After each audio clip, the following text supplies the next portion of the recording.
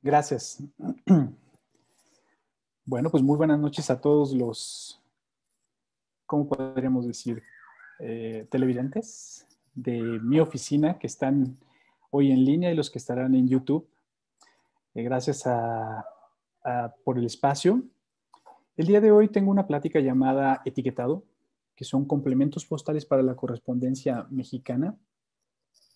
Inicialmente estaba considerando darla toda de corrido, pero era una hora 45, una hora 30 minutos más o menos. Entonces hice voy a hacer una segunda parte de lo que es el etiquetado para una segunda sesión y ahorita nos vamos a quedar con la primera parte nada más. Creo que va a ser interesante.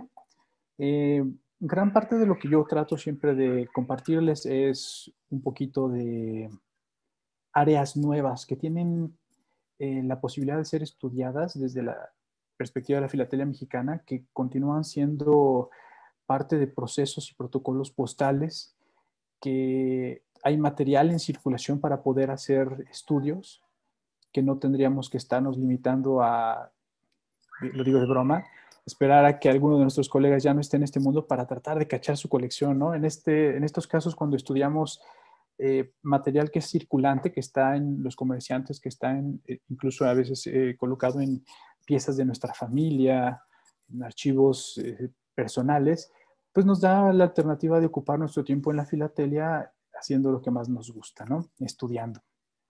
Entonces, el día de hoy vamos a iniciar con el objetivo. El objetivo es conocer las herramientas que por protocolos postales eran aplicados a la correspondencia en México. Hablo de las etiquetas. Las etiquetas son parte de ese protocolo postal para identificar el tipo de servicio o tratamiento que se estaba llevando a cabo. Estas etiquetas, llamadas complementos postales, que en algunos casos se utilizaron simultáneamente con gomígrafos. Vamos a ver un poquito de documentación. De la instrucción, de acuerdo a los códigos postales de la República Mexicana, a partir de 1899, donde ya fue explícito el uso, y en algunos previos, de acuerdo a algunos convenios con la Unión Postal Universal, decían que respecto a los procedimientos de correo registrado, vamos a empezar con las etiquetas de correo registrado, certificado, requerían la ejecución del servicio de certificación y estos podían consultarse en las instrucciones de la octava a la que es 57ava, no sé, 157ava, de las expedidas para la mejor observancia del derecho y reglamento del 26 de enero de 1899. ¿Okay? En esta se pedía que toda la correspondencia tuviera etiquetas o, en su defecto, un gomígrafo ante la ausencia de esta etiqueta. La prioridad era colocar la etiqueta, la segunda alternativa era aplicar un gomígrafo. Estas etiquetas tienen, si ustedes lo ven en esta primera tarjeta carta, el país, la ciudad en algunas ocasiones, la indicación de que estaban adscritos a la Unión Postal Universal y el número de correo registrado. Hay muchas curiosidades que ver en estas piezas y que se pueden estudiar. La intención es que ustedes puedan ver que es material que se puede estudiar por el simple hecho de ser parte de un procedimiento postal. ¿Ok? Vamos a empezar con esta tarjeta. Bueno, algo que es importante mencionar es que esta presentación no es de un estudio concluyente.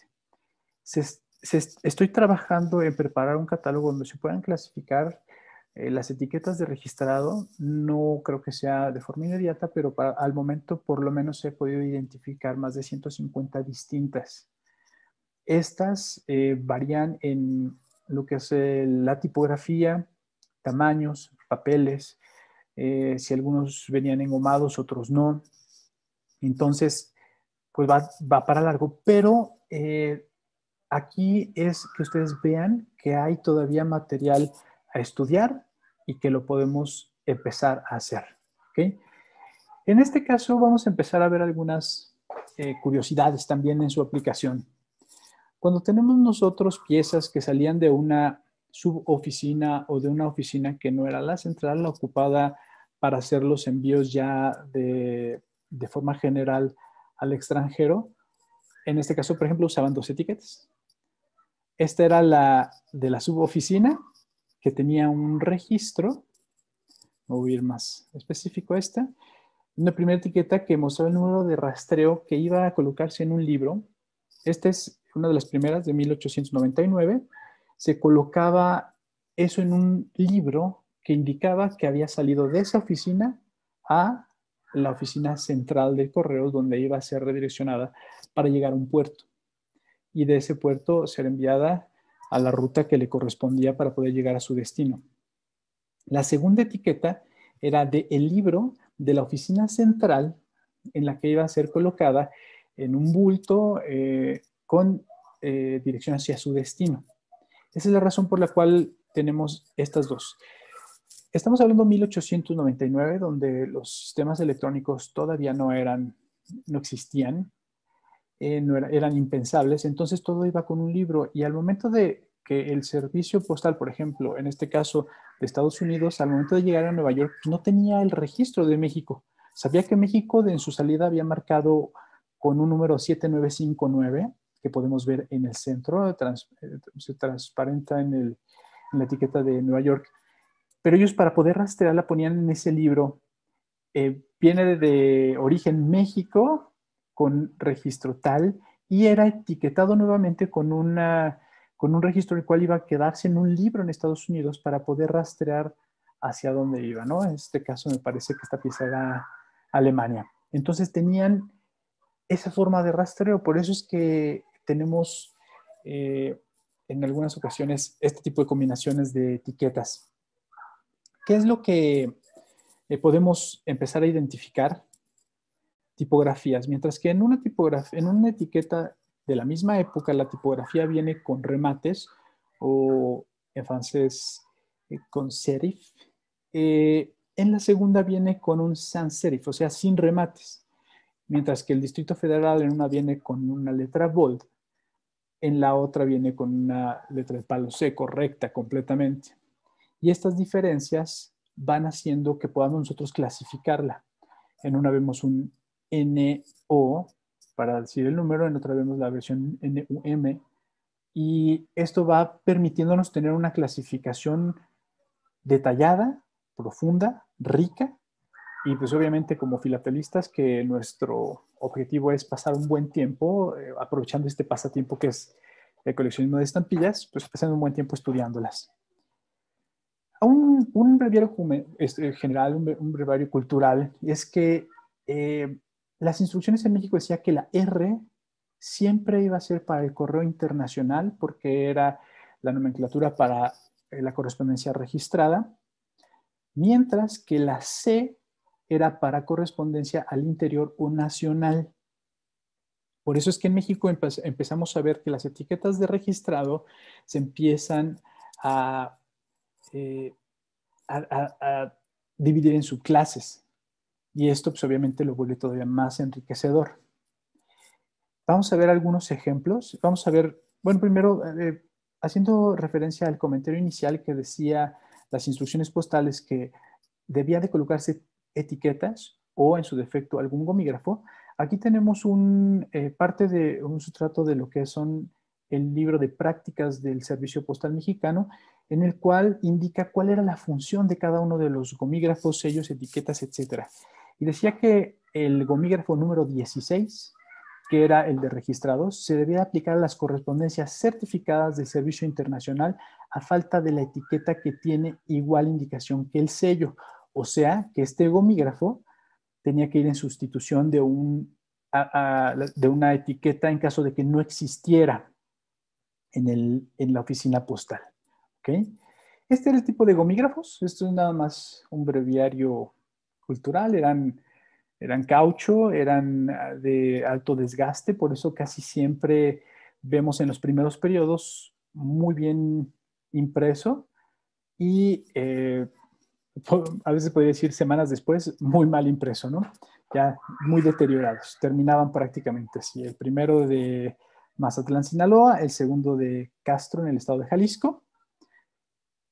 Vamos a continuar pues viendo nada más qué era lo que ocurría. Ante la omisión de una etiqueta, que es lo que estamos estudiando, tenía que aparecer el gomígrafo. ¿Qué nos indica también esto?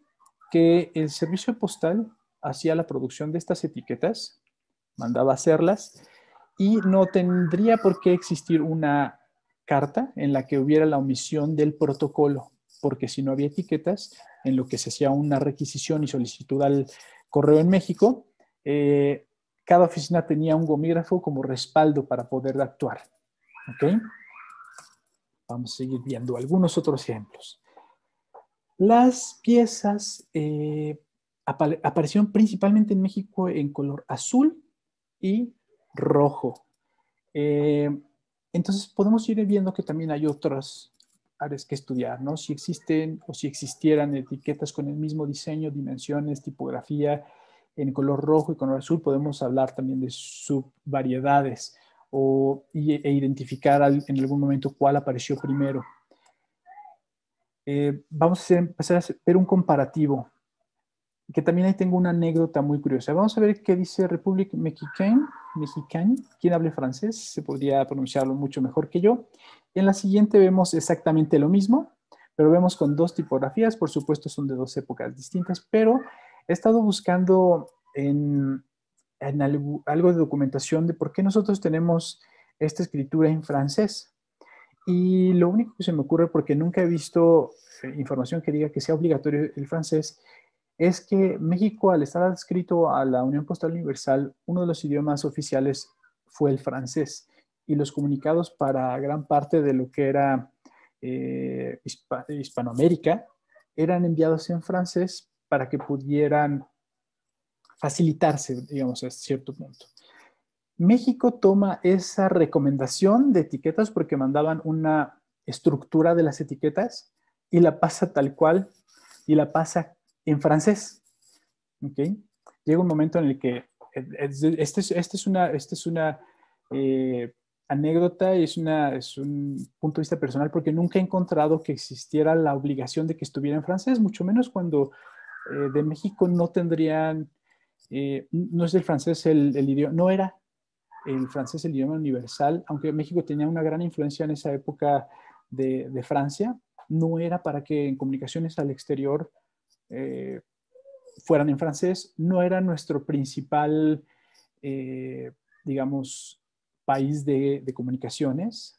Entre Estados Unidos, Alemania y algunos otros países teníamos más correspondencia que con la misma Francia, entonces no habría no hay todavía una explicación de por qué viene en francés, más que con los comunicados de la Unión Postal Universal venía en francés. Entonces ellos lo toman textual. Estamos viendo que tienen diferentes letras. Si nosotros hacemos dimensionamiento, también van a haber distintos anchos, distintos altos. Aquí cambia de República Mexicana a solo México, también en francés. Sigue siendo todo correspondencia registrada. Es bien importante que no perdamos de vista esto. Nuevamente otro tipo de letra comparada con la anterior. Hasta que llega un punto en el que empezamos a ver más adelante que van a existir ya en español. ¿Okay? Aunque las recomendaciones de la Unión Postal Universal, los escritos seguían llegando a México en francés. Después en inglés y nunca hubo etiquetas en inglés. Y aunque teníamos comunicación con Estados Unidos, tampoco existieron etiquetas en inglés. Todas estas etiquetas vienen la mayoría con Unión Postal Universal, pero también lo perdemos en algún momento y no es porque no tuviéramos relación, es porque las comunicaciones eran ya tan expresas y tan con la necesidad de ser lo más claro posible que muchas de estas etiquetas fueron simplificándose y vamos a ver la evolución en los ejemplos que les estoy presentando. Aquí, por ejemplo, Servicio Postal Mexicano. Estamos hablando de los 50, cuando lo que era el correo en México se funda ya como Servicio Postal Mexicano, porque hay una transición. De hecho, el año pasado acabamos de tener la celebración de uno de los aniversarios a partir de estas fechas. Y empezamos a ver que estas mismas etiquetas, al implementarse servicios como el correo aéreo llevaban otro tipo de escritura. Si bien la etiqueta era para el Servicio Postal Mexicano, para identificar el registrado, también podrían solicitarse otro tipo de servicios como el aéreo y tenía que complementarse. Por eso es que vemos ya este tipo de etiquetas previo a que antes era solamente los servicios terrestres, ¿ok? Las etiquetas, aquí también vemos otra diferencia que es bien importante, la puedan tomar ustedes para que vayan preparando sus estudios, es que la R empieza a aparecer también del lado izquierdo. Vamos a ver de este lado, cuando la constante inicial era estar del lado derecho, ¿ok? Empieza a haber un periodo también en el cual aparece del lado izquierdo y hay que empezar a ver y a encontrar razones del por qué, si hay comunicados, si hay alguna solicitud por parte del correo o alguna solicitud o recomendación por parte de la Unión Postal Universal. Todas traen siempre el espacio para el número de registrado. Esa era la parte en la que nosotros podríamos rastrearlo con el correo.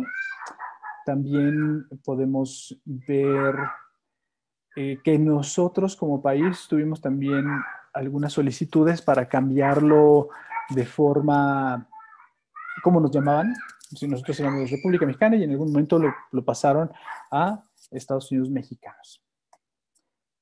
Y aquí está la simplificación en la cual les venía platicando.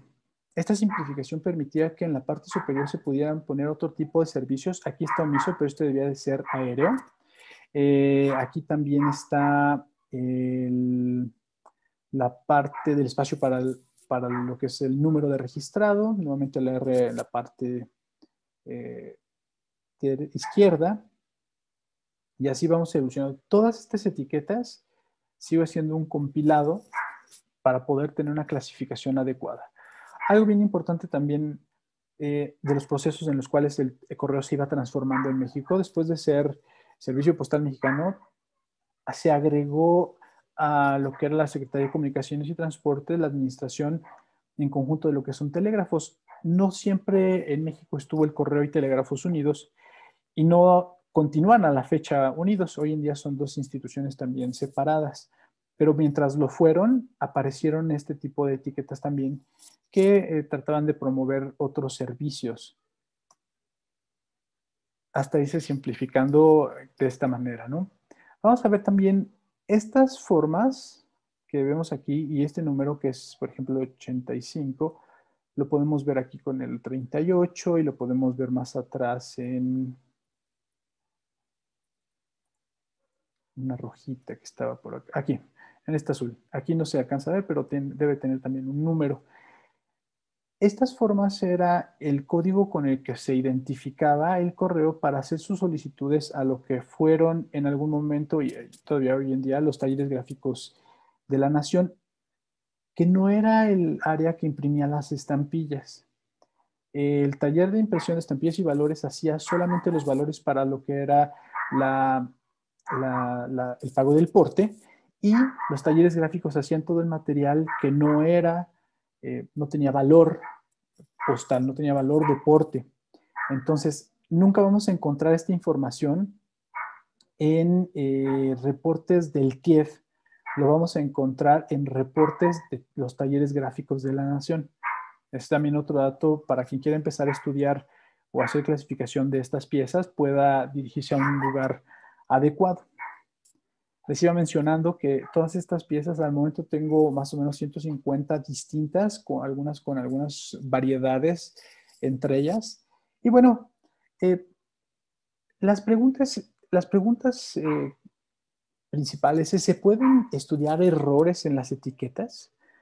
Yo desde mi punto de vista personal, las etiquetas al ser material postal para la identificación de los servicios, esto quiere decir que la carta, cuando la recibía el de ventanilla, preguntaba al usuario del correo tipo de servicio ok, quiero un servicio registrado a Europa, ¿no? A España, Alemania.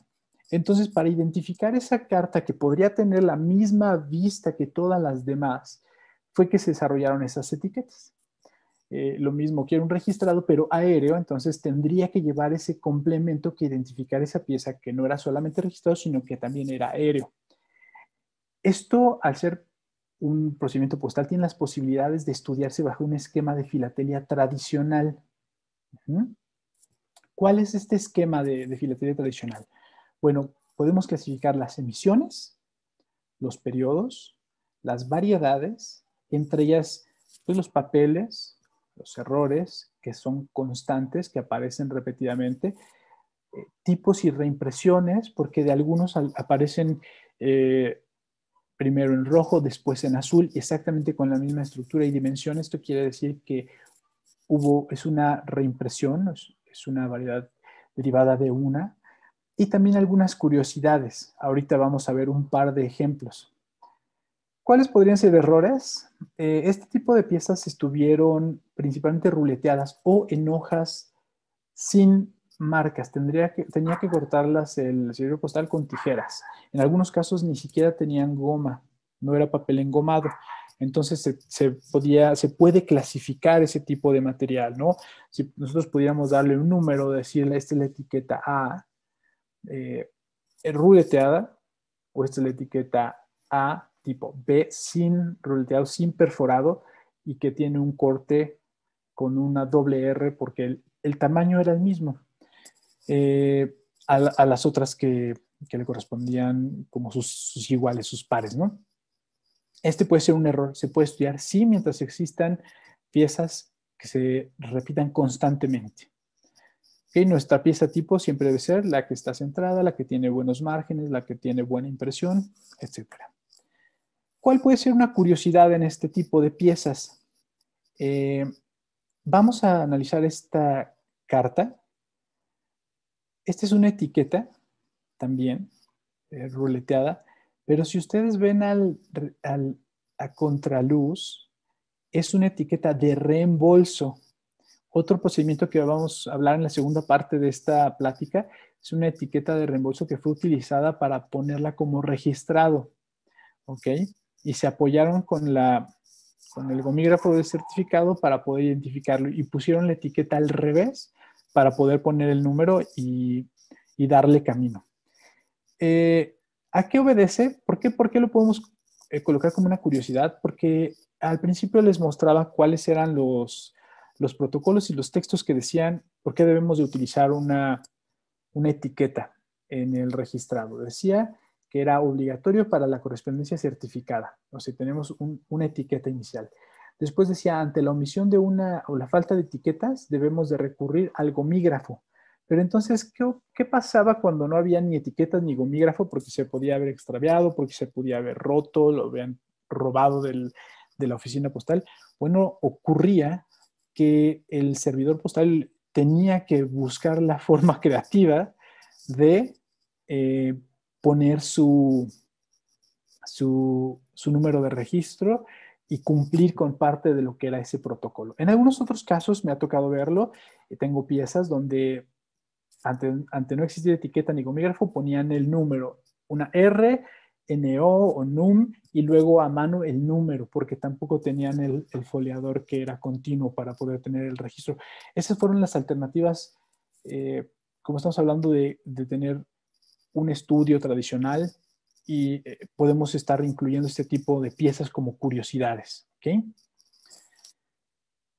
Vamos a pasar a una segunda etiqueta. Ahorita acabamos de ver todo lo que son las etiquetas de registrado. Ustedes podrán a su criterio decir si se puede o no se puede estudiar. Otra etiqueta es el cerrado y sellado. Esta etiqueta se utilizó, se emplea principalmente en dos situaciones. Cuando el correo tenía que abrir una carta, una correspondencia, o cuando esta fuera abierta por accidente o sin intención. Primero vamos a conocer la etiqueta. La etiqueta era esta, cerrada y sellada por la oficina, cerrada y sellada oficialmente. Hubo varios. ¿Dónde podemos apoyarnos para encontrar algunas variedades, pero no todas?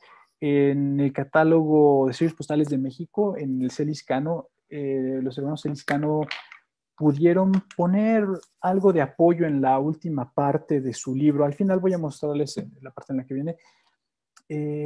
Y ahí podemos empezar a apoyarnos también para poder identificar las que posiblemente sean de ayuda para hacer un buen estudio. Otra de ellas, cerrado oficialmente en el departamento de rezagos. ¿Por qué? Porque tenían que abrir alguna carta. Ahorita podemos pasar al tema de por qué la podían abrir o por qué buscaban abrirla. Este es como el anterior, cerrado oficialmente, departamento de rezagos. Esta carta fue enviada a su destino, pero si vemos aquí, dice retornar al origen, dirección insuficiente. Al no haberse podido entregar, la retornaban. Esta pieza no iba directamente a su remitente. Es más, si no tenía remitente, porque puede llegar a ser el caso, el correo con esa obligación de poder ponerla en una lista, la abría y veía quién era el que estaba escribiendo la carta. Si estaba firmada y decía al final, atentamente, Mario Ramírez, entonces ellos iban a buscar esa indicación y la iban a poner en una lista en el departamento de rezagos para que el remitente pudiera reclamar. Si ellos llegaban a tener la información de que su carta no había sido entregada, ellos pudieran ir y decir, oye, ¿sabes qué? Mi carta no llegó. Ah, claro, sí, pásale, aquí está la lista de lo que son rezagos. Por favor, ve si está tu nombre y entonces podían reclamar la pieza. ¿Okay? Este es un ejemplo de ellos. Otro ejemplo, voy a pasar a otro diseño un poquito más contemporáneo. Es esta carta, dice Oficina de Correos y Telégrafos, cerrado y sellado oficialmente. ¿Qué ocurrió con esta carta? Aquí viene, esta carta es muy interesante analizarla porque viene la descripción general. Y primero vamos a ver el remitente. El remitente dice que va a la atención del señor Case Valley en el apartado postal número 49. ¿Ok? Todos lo vemos, apartado postal número 49. Llega ese apartado postal, de acuerdo a las indicaciones y las anotaciones que vienen en la carta, la abre el del apartado postal 49 y dice, un momento, yo no soy Case Belly y no está dirigida ni es un asunto mío. Entonces él va, la entrega en mostrador y le ponen la nota abierta por equivocación por estar en el apartado 49. ¿Ok? Le ponen la fecha de cuando se abrió, quién la está tratando y la cierra el servidor postal. Recuerden, es una etiqueta de la Oficina de Correos y Telégrafos, cerrado y sellado oficialmente. O sea, la cerró el servidor postal. Luego puso estos sellos que eran lo que garantizaba que no se iba a violar la carta hasta que no hubiera primero alguien que la reclamara. Para poder reclamarla se va nuevamente a rezagos y ahí tenía una espera de un tiempo determinado para que se reclamara. Al momento de que no la habían reclamado, aplicaban este sello nuevamente, no reclamado, y lo retornaban al origen. En el origen llega, vamos a ver primero la etiqueta que indica que fue abierta, también este sello que indica que fue abierta, pero sellos oficiales que decían que había sido cerrada y la explicación de por qué había sido abierta por estar en el apartado 49 y no ser el destino o el destinatario, ¿ok?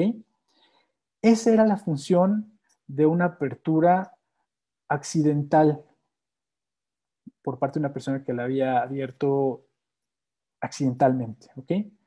Y viene un tercer caso, también muestro otro tipo de etiqueta, también con un formato que puede ser identificable en decretos.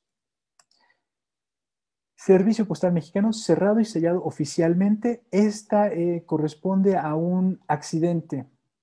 La carta no indica por qué se rompió, pero si nosotros vemos el frente, que es este, y la vuelta, está una ruptura, como si se hubiera partido en dos, o se hubiera abierto, y el correo tenía que hacer algo con eso, tenía que proteger la información que iba adentro, y entonces ponía estas etiquetas que decían cerrado y sellado oficialmente. ¿Ok? Y lo único a lo que corresponde es a una carta que fue maltratada, que se ve que se rompió. ¿Ok? El tratamiento era el tratamiento era para proteger la información que iba adentro. ¿Sí? ¿Sí queda claro? Tenemos tres casos. Uno, donde la abrió el correo. Otro, donde lo abrieron por accidente, porque no era el remitente, el destinatario, la persona adecuada. Y otro, donde sufrió un maltrato, se abrió la carta y la tenían que cerrar. Y la tenía que cerrar, obviamente, el servidor postal. Por eso es que ponen un sello oficial. Hay algunos otros, muestro otros diseños. Administración del local de correos, cerrado y sellado por la oficina. Y bueno, hasta aquí vamos a llegar, porque yo creo que van a surgir muchas dudas de todo lo que es este procedimiento. Vamos a empezar, vamos a pasar para la segunda parte, lo que son las etiquetas de seguro postal, las etiquetas de entrega inmediata y las de reembolso para poder ampliar un poquito más. Sirve que pueden surgir dudas en el Inter y también podemos complementar lo que estamos viendo aquí. Entonces, si gustan, pasamos a esta parte de preguntas y respuestas. Gracias, Mario. Bien interesante. Ahí podemos pasar a las preguntas. Y yo tengo Sí, claro. yo colecciono lo mismo, pero ¿cuál es la diferencia en México entre sellado y sellado y cerrado oficialmente? Porque en realidad todos los países tenían los cierres oficiales que cumplen la función que tú describes. ¿En México había una distinción entre los dos o es solamente nomenclatura? Fue solamente, digamos, momentos, tiempos en cuanto a la conexión. Me voy a pasar de nuevo a la presentación y les voy a mostrar. Todas estas eran cerrado y sellado por la oficina o Ujú. oficialmente. La Ujú. oficina era el ente oficial, entonces era el que la cerraba. ¿Ok? No corresponde a un cerrado, a un cierre de seguridad por ser Ujú. correspondencia certificada o Ujú. registrada. Este corresponde más a la apertura de la carta en los casos que mencionaba aquí, ¿no? Claro. Eh, tenía que abrirse o fue abierta por accidente, y cuando hablamos de accidente pudo haber sido que era por equivocación, alguien la abrió sin que fuera para él. A mí me acaba de suceder hace 3 semanas que llegó una carta a mi casa, la abrí, y cuando vi ni siquiera iba dirigida a mí, mi cartero la puso en un bonche de cartas con la mía, y entonces yo tuve que hablarle y decirle, ¿sabes qué? Me pusiste una carta que no era para mí. No, no te preocupes, yo la entrego. Entonces él se encargó de hacer su procedimiento. Yo ya no sé si le puso etiquetas pero supuestamente él la entregó ya a la persona indicada. Entonces ese es el caso en el que podríamos estar hablando de esto. Es meramente la descripción por la oficina u oficialmente tenía la misma función, solamente que cumplía épocas. Por épocas era que estaba la distinción. Claro. Existe un catálogo mundial, no sé si ahí, cuando termines de compartir ahí te lo muestro. Gracias. Yo me estoy apoyando ahorita en estos catálogos. Les muestro.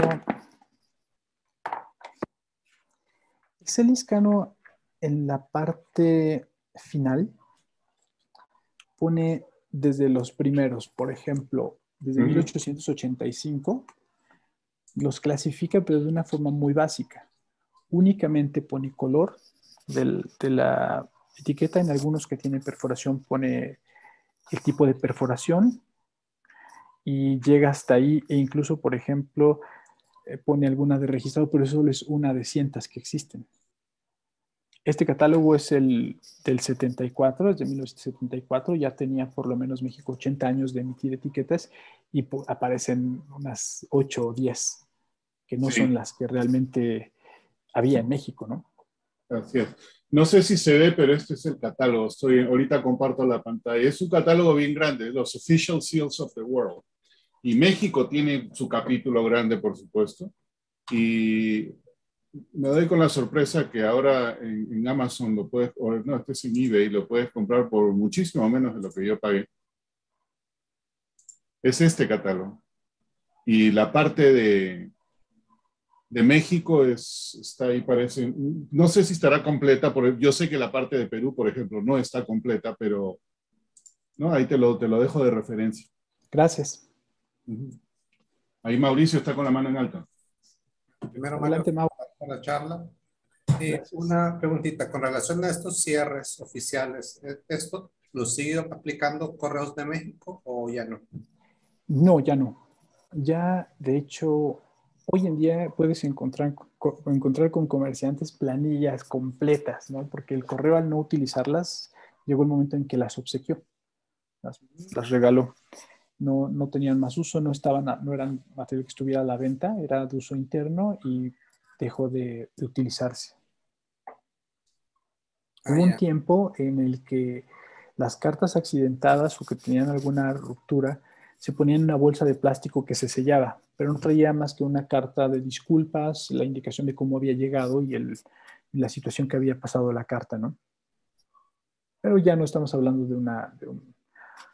podría ser que sea la interpretación del cerrado y sellado moderno, pero ya se vuelve, el formato indica, ¿no? Que por lo que está en la bolsa, pero ya no sé si pueda entrar en este tipo de estudios, porque tengo 4 cartas y son 4 bolsas de plástico de diferente tamaño, ¿no? Muchas No, gracias. no están rotuladas por parte del correo también. ¿Desde qué año se ven las bolsas en México? Yo tengo por lo menos una de hace 12 años, Ok. pero no sé para atrás si alguien tenga ese tipo de cosas. Creo que el filatelista no las conservaba, ni siquiera los comunicados. He platicado con algunos colegas y me dicen, sí, también a mí un día me llegó una carta con una hoja como si fuera una disculpa, pero pues así como a mí me interesaba mi carta, entonces yo la agarré y lo tiré. Pero la misma carta rota no trae ninguna indicación. No, La próxima, en la segunda parte de esta plática, les voy a mostrar esas piezas que tengo que puede ser que hagan referencia a ese cerrado y sellado oficialmente. mi opinión personal en eso es que de alguna manera es la evolución del cierre y todavía son cierres, solamente que ahora se hace de otro modo. Uh Aquí -huh. en Estados Unidos yo he visto hasta el año 2000 y un poco antes, pero lo que me da curiosidad es que en el Perú, por ejemplo, el último cierre le llaman precinto de seguridad y es el 79, hasta principios de los 80, pero yo he visto 2 cartas de los 80 que ya las ponían en bolsas y la bolsa en sí está impresa, cerrado por el correo, por haber llegado en mal estado, lo que fuera. O sea, me parece, quizás sea una norma de la UPU, ¿no? Porque todos los países empiezan a emitir estas cosas casi al mismo tiempo. Entonces, de repente, en algún momento dijeron, olvídate de los cierres, ahora son bolsas. Uh -huh. Sí, puede caber la posibilidad de que sea una recomendación como lo maneja la UPU. Sí. ¿Alguna pregunta adicional?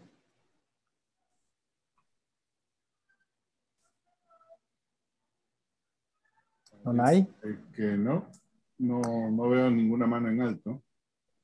Muy bien. A ver, Pues en la segunda parte, voy a programar la segunda parte con Henry. Voy a presentar etiquetas que son un poquito más difíciles de conseguir que estas dos funciones que había, ¿no? La registradora creo que puede ser la más común, la más fácil de identificar en México. Las cerrado y sellado oficialmente se vuelven un poco más difíciles, pero lo que es Express, servicio de entrega inmediata, lo que es el seguro postal y lo que es el reembolso son muy raras. De hecho, de reembolso conozco 2 o 3 piezas que no son ni siquiera mías, pero el reembolso ya lo veremos también ahí. Yo creo que se habla muy poco porque la gente no tenía la cultura de pedirle al correo que se hiciera responsable por su carta. nadie pedía reembolso, el correo no la aplicaba, ¿no? Porque era solicitud del usuario, no era obligación del correo. Entonces ahí es donde Yo sé que vas se a vuelve ampliar eso en interesante. la parte 2, pero curiosidad, ¿reembolso de qué? De lo que habías pagado por tu porte. Voy a poner todas las instrucciones postales que hay sobre el reembolso. Tiene una carta que se había perdido y que tú pedías que te la repusieran, declarabas qué llevaba, qué función tenía y aplicaba para la correspondencia certificada y para el seguro postal, Ok, para los dos casos. ok. Interesante. Lo del seguro sí, como que tiene sentido, lo de los certificados está interesante, así que me guardo mis preguntas para la parte 2. Perfecto. Pues fue una plática breve, pero espero que haya sido clara y espero que despierte pues el interés en estudiarlos, porque son materiales que, insisto, abundan. Eh, no tenemos que esperar a que las colecciones estén nuevamente circulantes en el mercado. Podemos empezar a hacerlo desde ahora y entretenernos estudiando, y haciendo, pues ahora sí que prácticas para poder llegar a veces al material premium. Claro, y eso es quien empieza más rápido, porque el momento que se vuelve popular ya cambió la cosa, ya Así cuesta es, más. es correcto. Bueno, muchas gracias, Mario, muy interesante y esperamos la Oh, parte gracias por su número 2. atención. Fantástico. Y el día de